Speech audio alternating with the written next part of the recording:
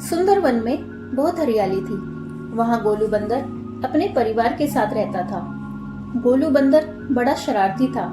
सबके साथ कोई ना कोई शरारत करता घूमता रहता। सभी जानवरों से छोटे बच्चे की शरारतें समझकर उसे कुछ न कहते।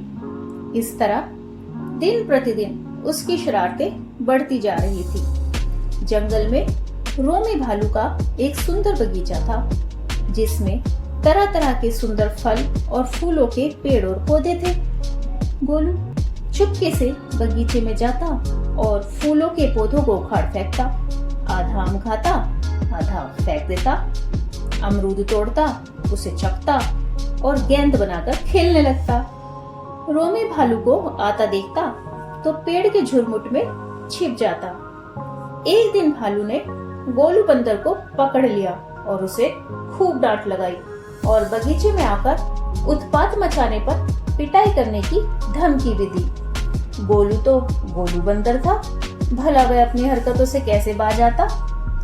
एक दिन आंख बचाकर गोलू बगीचे में पहुंच गया।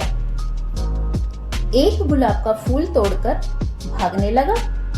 दीवार फांदने की कोशिश करते हुए उसे किसी के रोने की आवाज सुनाई दी, परंतु किसी की नजर में वो ना आ जाए, इसलिए जल्दी से दीवार कूदकर भाग गया। पर अब तो उसे वो आवाज अपने पास ही सुनाई दे रही थी। उसने रोने की आवाज को ध्यान से सुना।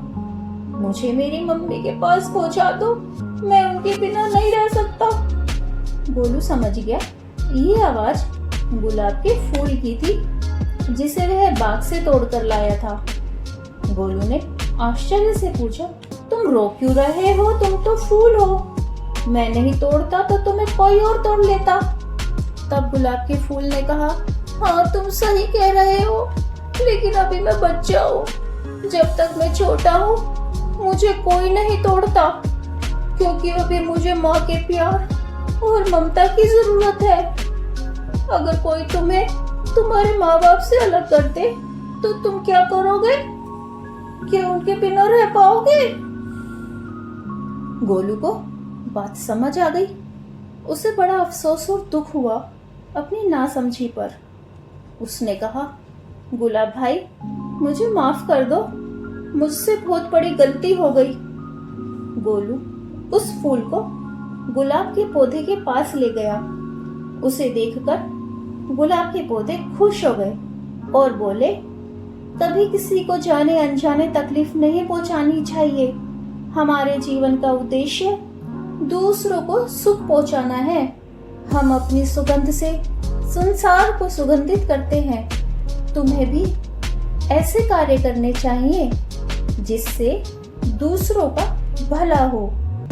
गोलू को अपनी गलती का एहसास हुआ और उसने वायदा किया कि वह कभी भी अब दूसरों को परेशान नहीं करेगा। इस कहानी से क्या सीख मिलती है? इस कहानी से सीख मिलती है कि हमें किसी भी जीव को नुकसान नहीं पहुंचाना चाहिए। हमें दूसरे की भावनाओं का सम्मान करना चाहिए। ऐसी ही एक और रोचक कहानी सुनने के लिए वीडियो को लाइक करें, शेयर करें और बेल आइकन को प्रेस करें। धन्यवाद।